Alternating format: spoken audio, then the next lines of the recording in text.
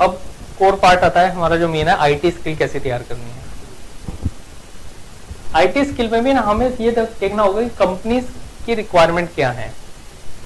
अगर ये कंपनी है जो कुछ प्रोडक्ट डेवलप करती है तो इनको बहुत ऐसे लोग चाहिए जिनकी प्रोग्रामिंग बहुत अच्छी है।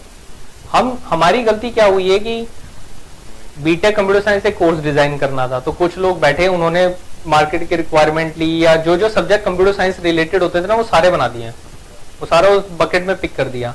पर हो सकता है इंडस्ट्री के डायनेमिक्स अलग अलग हैं, इंडस्ट्री तो वेरी करती जाती है, पर ये कोर्स एक बार बन गया है कि ये चीज करवा दो, कंप्यूटर साइंस करना है तो ये डाल दो, सिक्योरिटी का कुछ करना है तो क्रिप्टोग्राफी का पेपर डाल दो, एक इसका कुछ करना है तो डाटा माइनिंग, बिग डाटा आ रहा है तो एक डाटा माइनिंग और ये भी डाल दो, ये कुछ आ रहा है तो ये भी डाल दो, ये कुछ आ रहा है तो ये भी डाल दो।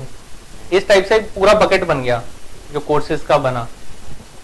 हम इस पूरे बकेट को बीटेक देखते हैं या कंप्यूटर साइंस आईटी इंजीनियर देखते हैं, पूरे बकेट को, पर प्रायोरिटी होनी चाहिए जो शायद हम नहीं देखते हैं। तो डिपेंडिंग ऑन कंपनी रिक्वायरमेंट चीजें चेंज हो जाती हैं। कैसे चेंज हो जाएगी? सबसे पहला एक सॉफ्टवेयर इंजीनियर का रिक्वायरमेंट है वो कोड लिख सकता हो, सबसे बेसिक रिक्वायरमेंट है कि उसकी प्रोग्रामिंग अच्छी होनी चाहिए। अब what is a programming skill? Programming skill यहां से बनेगी कि आप जो भी एक प्रोग्रामिंग लैंग्वेज में एक प्रोग्रामिंग लिखोगे, अब प्रोग्राम की क्वालिटी में क्या अच्छा होगा, आपका लॉजिक कैसा है, एफिशिएंसी कैसी है, रनिंग टाइम कैसा है। अभी प्रोग्राम की बात कर रहे हैं, हमने ये बात नहीं करी डेटाबेस आता है, नेटवर्क, कुछ नहीं। एक सॉफ्टवेयर इंजीनियर को प्रोग्राम लिखना आना चाहिए, बहुत बेसिक चीज। प्रोग्राम लिखना अगर आना चाहिए उसे, तो पहले तो बात है वो एक प्रोग्राम लिख पाए और फिर क्वालिटी प्रोग्राम लिख पाए। तो प्रोग्रामिंग से बात शुरू करें तो उसको एक प्रोग्रामिंग लैंग्वेज आनी चाहिए। उस प्रोग्रामिंग लैंग्वेज में, क्योंकि ढंग के प्रोग्राम में, क्रिटिकल प्रोग्राम में, कॉम्प्लेक्स प्रोग्राम में डाटा स्ट्रक्चर एडवांस यूज करने पड़ेंगे। आप ऐसा तो नहीं हर जगह बस एरे यूज करके काम चल जाएगा, होगा नहीं। अभी अदरवाइज अगर सिर्फ एरे से ही काम चल रहा होता तो क्यों बाकी डाटा स्ट्रक्चर पढ़ाते। तो जब आपके प्रोग्राम की कॉम्प्लेक्सिटी बढ़ेगी तो डाटा स्ट्रक्चर अच्छा होना चाहिए। अब बात यह है कि जब हम कहते नहीं, हमें हर एक को लगता है गूगल, यार गूगल का कुछ बात है, वो तो गूगल है। सबसे बड़ा कॉम्प्लीमेंट किसके लिए, किसी चीज के लिए होता है, जो मेरे को लगता है वो है कि आप उसी के नाम से उसको जस्टिफाई करो। ये सबसे बड़ा कॉम्प्लीमेंट है कि आपके पास और कोई कंपैरिजन करनी है, गूगल तो गूगल है। ये दुनिया का मेरे को सबसे बड़ा कॉम्प्लीमेंट लगता है कि आपको और कोई बताने के लिए नहीं है, वो तो गूगल है, गूगल तो गूगल है। ये बड़ा कॉम्प्लीमेंट है। ये क्यों है? क्योंकि हमें दिखता है कि कहीं ना कहीं स्पीड, क्लैरिटी जो प्रोडक्ट की है वो बहुत ज्यादा है, बहुत एफिशिएंट होते हैं। कभी ऐसा देखा कि बार बार एरर दे रहा है? कभी एरर देखे ही नहीं है, मतलब बहुत ही रेयर कभी किसी ने कभी कोई रिपोर्ट किया होता है, क्या हमने तो ऐसे यूजर देखे ही नहीं है कि गूगल सर्च पे लिंक कुछ मारा और फिर कहते हैं नहीं ये प्रेस नहीं हुआ, या एक बार एंटर प्रेस किया और एंटर ना चला हो, या यहाँ पे कुछ कैरेक्टर इधर उधर दे दिए हो। कभी देखा हमने ऐसा? कभी देखा ही नहीं है। इतनी हाई क्वालिटी के प्रोडक्ट बना रहे हैं। तो स्पीड ज्यादा होना मतलब स्पेस का कम यूटिलाइजेशन होना। स्पीड बढ़ती कैसे? स्पीड और उसका एक और फैक्टर रहता है कि आप स्पेस कितना कम यूटिलाइज कर रहे हो। कि आपकी एक ऐप हो जो 100 MB में बना दो, वही ऐप हो सकता है आप 5 MB में भी लॉजिक लिख दो, है ना। तो आपका जो एल्गो पार्ट है, तो अगर हम बात करें कि अगर मेरे को यह बताया जाए कि बीटेक का क्या प्रोग्राम डिजाइन होना चाहिए, तो मैं कहूंगा 2 साल तो इस पे लगा दो कि जो स्टूडेंट निकले उसका ये बहुत स्ट्रांग हो, प्रोग्रामर वो बहुत अच्छा हो। प्रोग्रामर के बाद आप उसको अगले 2 साल में जो चीजें देना चाहते हो वो दे दो। 10 महीने का ये कोर्स करा दो, 2 महीने का ये करवा दो, क्योंकि वैसे भी बीटेक करने के बाद उसको उस कोर्स की रेलेवेंस तो पता नहीं होती।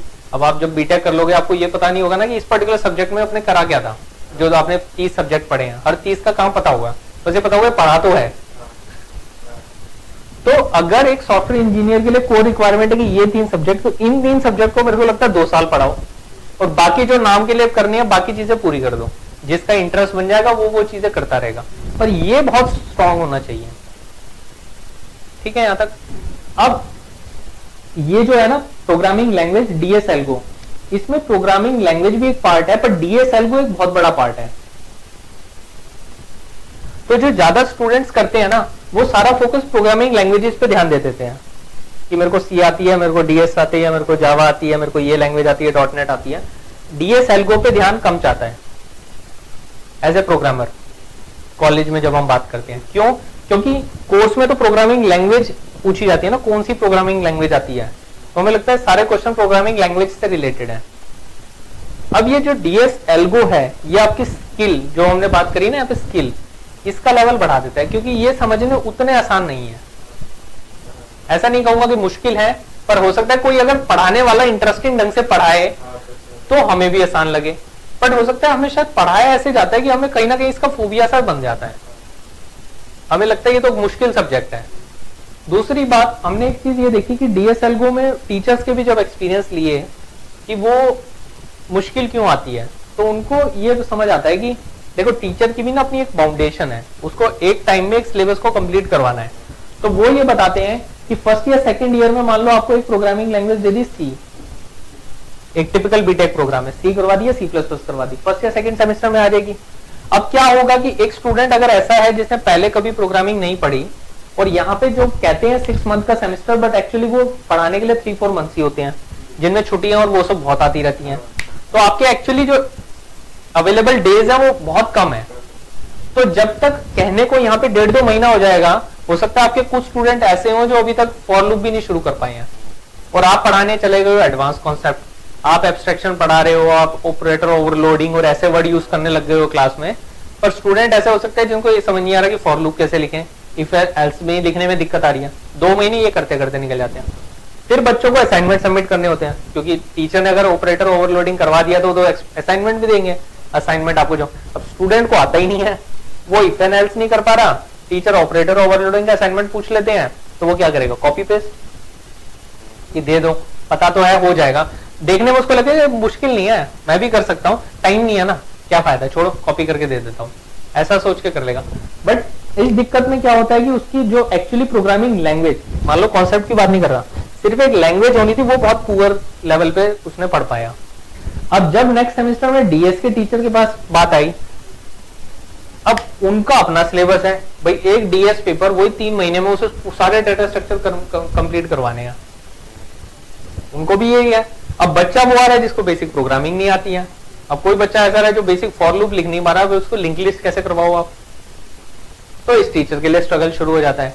तो कई टीचर कहते हैं अगर वो पढ़ाना भी चाहे ना, अब वो क्या करें, कई वो कहेंगे कि हम शुरू में 15 दिन 1 महीना हम बच्चे को प्रोग्रामिंग लैंग्वेज में फिर से टाइम दें, पर अगर वो देंगे तो उनका सिलेबस छूट जाएगा, और अगर सिलेबस रह जाएगा तो जब कॉलेज में बात होगी फैकल्टीज की, एचओडी से, तो वो तो ये कहेंगे ना आपका सिलेबस क्यों नहीं पूरा हुआ, तो उनको अपना सिलेबस भी पूरा कराना है, तो जैसे भी करना है करा दो, सिस्टम क्या चल रहा है जैसे भी होता है करवा दो, बेस्ट एफर्ट लगा देते हैं, टीचर भी अपना बेस्ट एफर्ट लगा देते हैं कि मेरे से जितना हो पाएगा मैं समझाने की कोशिश करूंगा, पर मेरे को भी अपना सिलेबस पूरा करवाना है, राइट।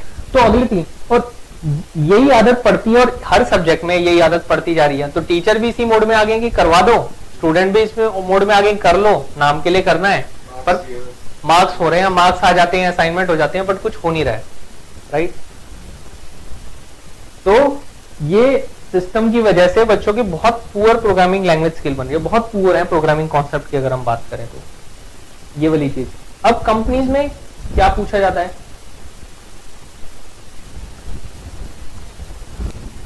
ये लाइन को ना, इस लाइन को कि व्हाट इज इधर हाई स्किल साइड और ये डीएस और एल्गो डिफाइन करता है, या एक प्रोग्रामिंग लैंग्वेज के कॉन्सेप्ट है। अगर आप एक कोई भी प्रोग्रामिंग लैंग्वेज, चाहे वो सी है, चाहे सी प्लस प्लस है, चाहे जावा है, कोई एक अच्छे से कर लो और डीएस और एल्गोरिथम के कॉन्सेप्ट अच्छे से कर लो, तो आप इस हाई स्किल वाले मोड में आ जाओगे। इंडस्ट्री के हिसाब से, मैं इंडस्ट्री की बात कर रहा हूँ, कॉलेज की बात नहीं कर रहा, इंडस्ट्री के हिसाब से आप इधर वाले मोड में आ जाओगे, वरना आप इधर के मोड में रहोगे, राइट। तो जो आईटी स्किल की रिक्वायरमेंट है, जब ये कंपनीज इंटरव्यू पूछती है ना, इनकी बात एडवांस क्वेश्चन से होती है, डीएस एल्गोरिथम के एडवांस क्वेश्चन। अगर मैं आपको यहाँ पे, हाँ मैं वो मेरे को लग रहा था भी रिलेट करना जरूरी है, जो कॉलेज का डाटा स्ट्रक्चर का सिलेबस होता है वो क्या होगा, एक लिंक लिस्ट आपको दी गई है, उसमें आप क्या क्या कर सकते हो, इंसर्शन, सर्चिंग, डिलीशन, यही कॉपरेट। इंसर्शन कहाँ हो सकता है, इनिशियल हो सकता है, बीच में हो सकता है, लास्ट में हो सकता है ना। सर्चिंग कैसी हो सकती है, या फिर डिलीशन करना है तो शुरू में होगी, बीच में होगी या आखिर का। तो ये आपका प्रोग्राम का एक टिपिकल स्ट्रक्चर है, आपने प्रोग्राम लिख लिए तो अब आप कहोगे मेरे को लिंक लिस्ट आती है, ऐसे ही डबली लिंक लिस्ट के, तो आपको क्या लगेगा, मैंने डाटा स्ट्रक्चर पढ़ा है और मेरे को लिंक लिस्ट आती है, पर जब ये पूछते हैं ना, ये उसकी एप्लीकेशन पूछते हैं कि उसके कॉन्सेप्ट कितने स्ट्रांग है। फॉर एग्जाम्पल क्वेश्चन इस तरह का आएगा कि क्या कोई अगर सिंगल लिंक लिस्ट है और मान लो वो ऐसे लूप बन रहा है, तो क्या आपको पता चलेगा कि उसमें लूप बन रहा है?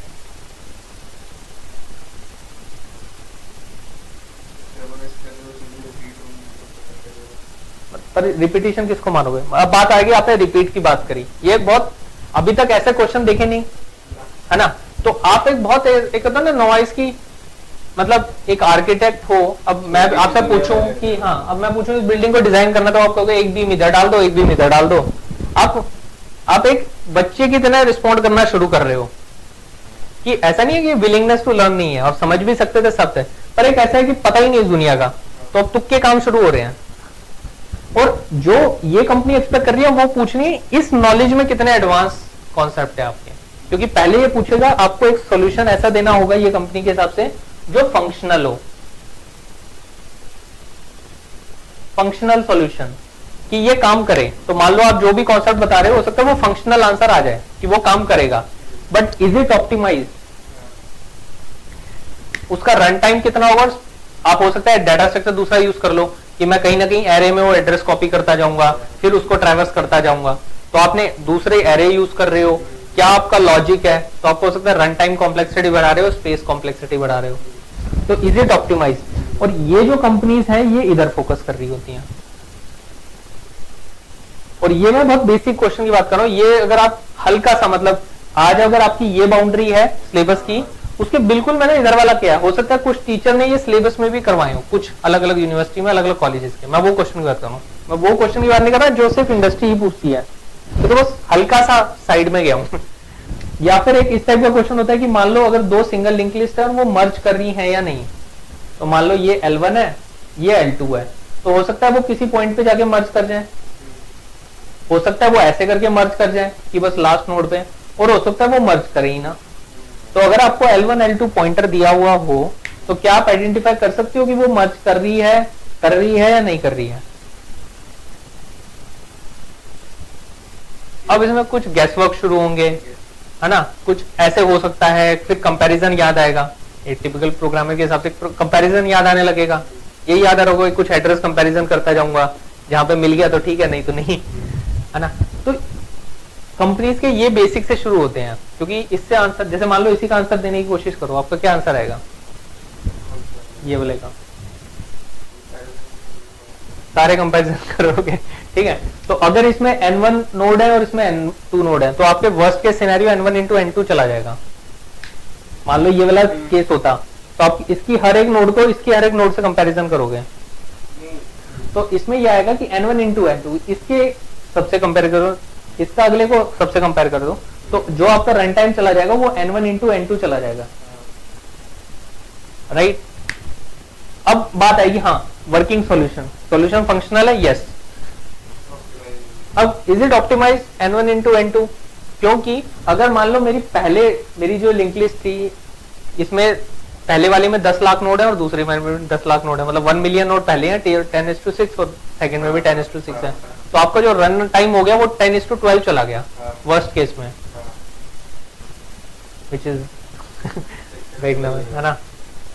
और कई ऐसे कंपटीशन होते हैं जहां पे ये पहले लिखा होता है कि कोड एक्सेप्ट तब होगा जब वो विद इन इस टाइम में और इतनी मेमोरी का ही काम कर देगा, अगर वो टाइम ज्यादा ले रहा है तो वो रिजेक्टेड है, वो ये नहीं देखेंगे कि इज इट वर्किंग और नॉट, नहीं, तो टाइम ज्यादा ले लिया तो रिजेक्टेड।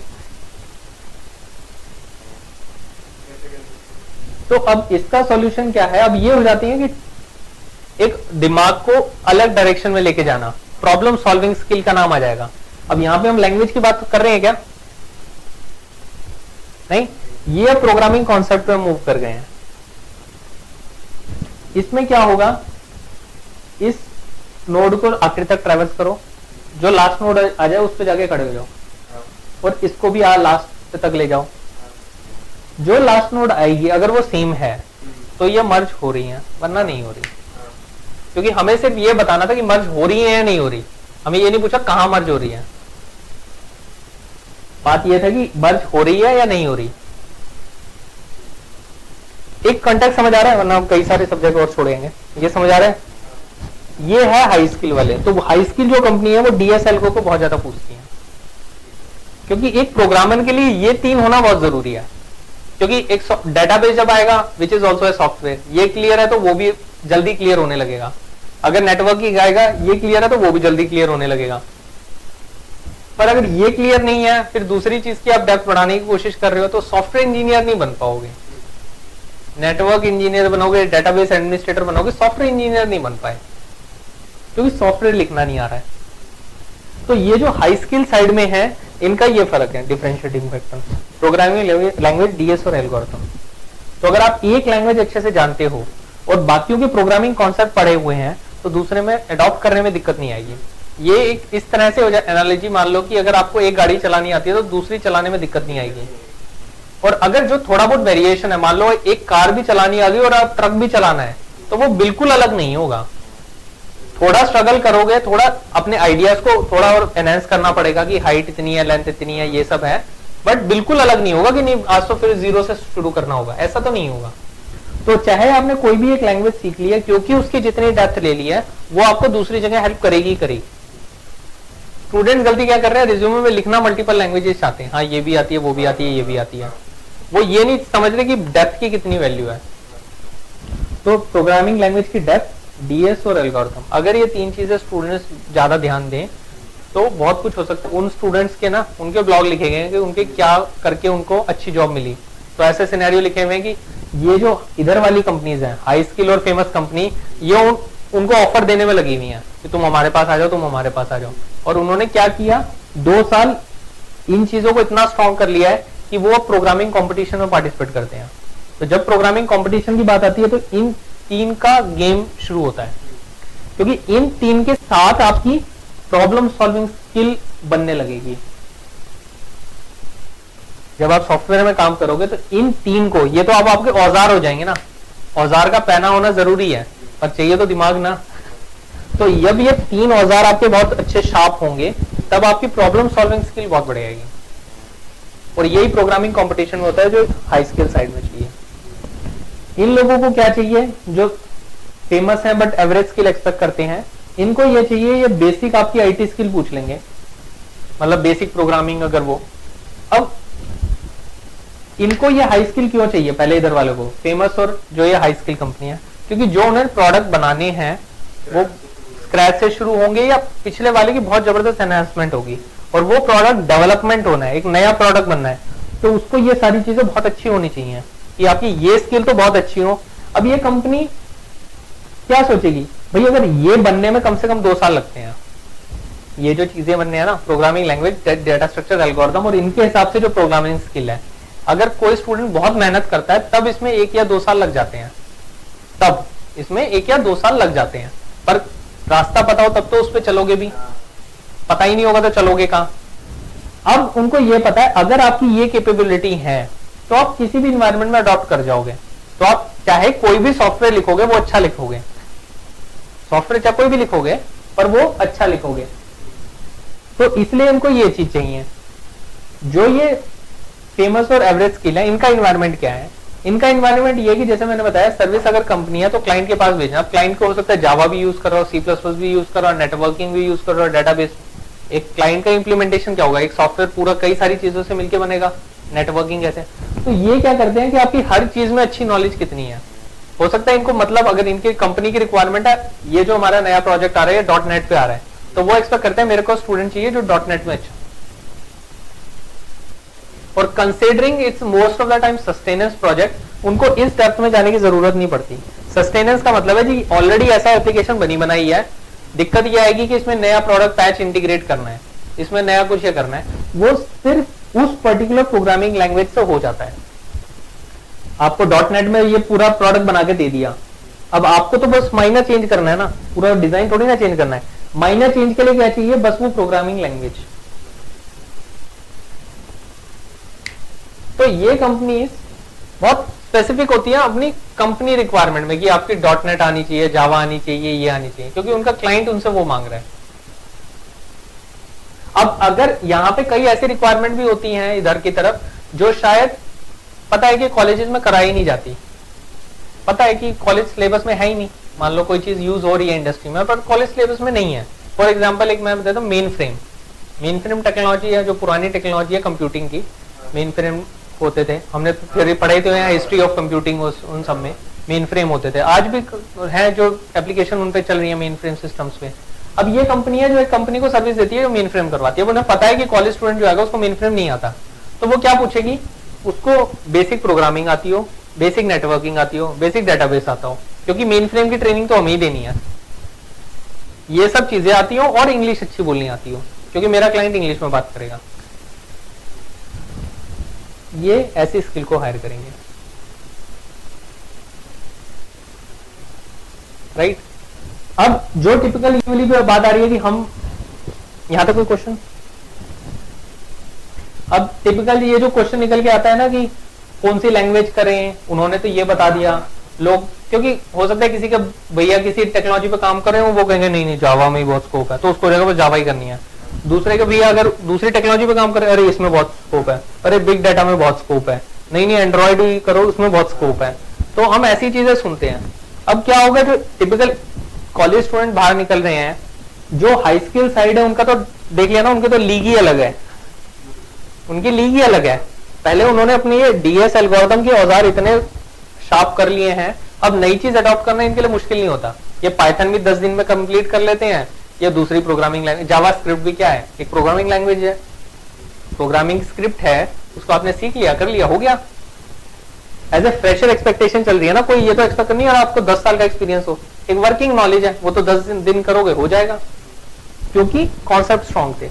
जो ज्यादातर स्टूडेंट इधर डील करते हैं उनको ये आती है कि यहाँ वालों को तो बता दिया क्या रिक्वायरमेंट है, अब इधर क्या है, इधर मान लो एक कंपनी है जो .NET में काम कर रही है, तो ये जो बच्चे हैं ना, ये धक्के खाते हुए कि यहाँ पे जॉब नहीं लगी, ऑफ कैंपस ट्राई किया, ये वो इनके पास जाएंगे तो ये बोलेंगे जी .NET आती है आपको भी नहीं आती, नहीं जी हमारे पास तो .NET की रिक्वायरमेंट है, क्योंकि एक कंपनी है 50 लोगों की कंपनी है, उनकी इमीडिएट रिक्वायरमेंट .NET की है, तो उनको जावा रिसोर्स का मतलब नहीं है ना, उनको तो आज ही डिलीवर करवाना है। जो ये ऊपर वाली कंपनी होती है इनका ट्रेनिंग का भी टाइम होता है, ये अच्छा खासा टाइम मान के चलती है, 5 महीने सिर्फ फ्रेशर को ट्रेनिंग नहीं है। ये जो नीचे वाली है ये छोटी कंपनी है, इनके पास टाइम नहीं है 5-5 महीने ट्रेनिंग देने का, आज रिसोर्स आए अगले हफ्ते में काम करना शुरू कर दे, एक हफ्ता अपना सेटल में लगाए। अब इनको चाहिए .NET रिसोर्स, आप कह रहे हो जी मेरे को बेसिक जावा आती है, नहीं जी काम नहीं आएगी, क्योंकि उनको अगले हफ्ते आपसे डिलीवरी चाहिए। अगर आपने .NET करी हुई है तो ठीक है जी आ जाओ, या फिर यहाँ .NET वाला जावा वाले के पास जाएगा, नहीं जी हम तो वेब डेवलपमेंट में, हम तो जावा के थ्रू करते हैं, जावा आती है, नहीं जी मेरे को .NEट आती है, नहीं जी हम तो जावा की रिक्वायरमेंट है, क्योंकि यहां पर रिक्वायरमेंट बड़ी स्पेसिफिक होती जाती है। तो आप एज ए इंडिविजुअल होगा क्या, आप 4 लोगों को अप्रोच करोगे और डिफरेंट रिक्वायरमेंट आपके सामने रखेंगे, आपको लगेगा ये क्या होगा तो कह देगा एंड्रॉइड आता है, या तो PHP आता है, ये आता है तो जावा आती है, .NEट आती है, आपको समझ नहीं आएगा करूं क्या। राइट इसका अगर दूसरा तरीका देखा जाए, आप एक प्रोग्रामिंग लैंग्वेज को स्ट्रॉन्ग बनाया, डीएस एल्गो को स्ट्रॉन्ग बनाया, ठीक है, मान लो इस लेवल तक नहीं हो रहा कि यहां तक आपका पहुंच रहा है, आप इधर जा रहे हो, इसमें हम क्या कर सकते हैं, जो एक प्रोग्रामिंग लैंग्वेज सीख ली है ना, ऐसी कंपनीज की आप लिस्ट ढूंढो जो इस प्रोग्रामिंग लैंग्वेज की रिक्वायरमेंट रखती है। हमारी दिक्कत अभी क्या होती है, मान लो मैंने पहले आपको बताया कि यहाँ पे 2000 कंपनीज हैं, पर हमें थोड़ी ना पता है 2000 कंपनी है, एक स्टूडेंट को थोड़ी ना पता है 2000 कंपनीज है। तो अच्छा अप्रोच ये रहता कि अगर मैंने जावा में काम किया है तो मैं ऐसी कंपनीज की 300 कंपनीज की लिस्ट बनाता जो सिर्फ जावा में काम करती हैं, मैंने जावा में प्रोफिशिएंसी, और मैं जाके उन पे इंटरव्यू के अप्लाई करूं, तो मेरे चांसेस बढ़ जाते हैं। लोगों की अप्रोच क्या होती है कि उनको मुश्किल से कंपनी के नाम ही 5 या 10 पता चलते हैं, वो कैसे पता चलेंगे जी, उसने कांटेक्ट दे दिया, मॉल में चले गए, इधर चले गए, उधर चले गए। अब आप रैंडमली कुछ कंपनी सेलेक्ट कर रहे हो और वो भी 5 कंपनी, तो पता नहीं उनकी क्या रिक्वायरमेंट हो, फिर आपको समझ नहीं आ रहा था कि एक्चुअली क्या चाहिए, नहीं आ रहा होता तो स्ट्रगल शुरू हो जाता है। तो ये आईटी स्किल रिक्वायरमेंट है, इनको क्या चाहिए, इनको क्या चाहिए, इनको क्या चाहिए, इनको क्या चाहिए।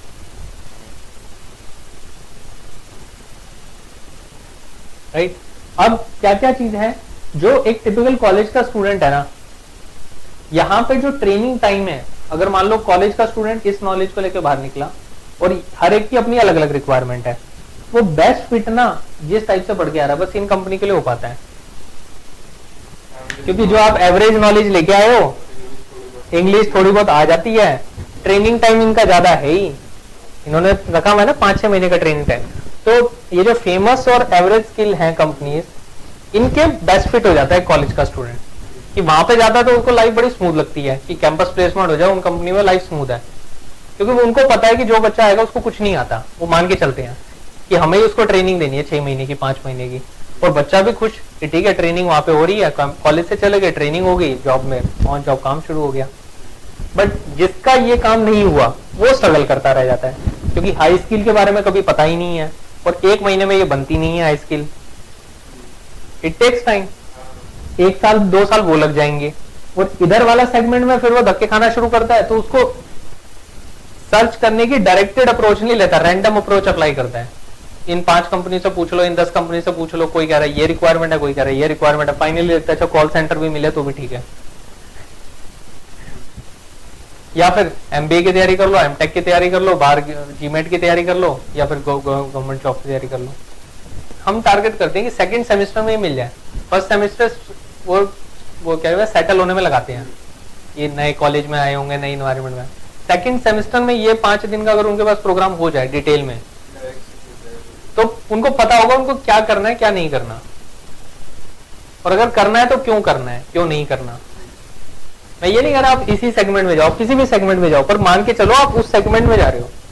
कंपैरिजन ये मत करो कि सेगमेंट में इधर आए हो, इधर तो मेरा हो नहीं सकता, लोग इधर क्यों नहीं जा रहे, मोटिवेशन डाउन है, वहां पे तो मेरा हो नहीं सकता, उनको तैयारी नहीं पता कि उनको तैयारी करनी है, मान के चलते हैं बस हो ही नहीं सकता।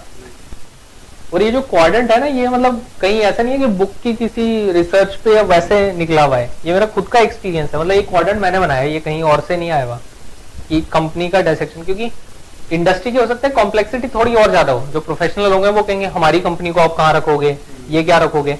अब अगर मैं ऐसे 3 डायमेंशन 4 डायमेंशन में लेके जाऊंगा फिर स्टूडेंट्स को समझाना मुश्किल हो जाएगा, वो तो अभी सिंगल डायमेंशन में ढंग से नहीं समझते, राइट। तो ये इतनी डायमेंशन है जिसमें आप बहुत सारी चीजें आंसर कर पाते हो, विच आर ट्रू, ऐसा नहीं है कि इसमें कुछ भी फेक आ रहा है, विच आर ट्रू, ऐसे ही इंडस्ट्री काम कर रही है।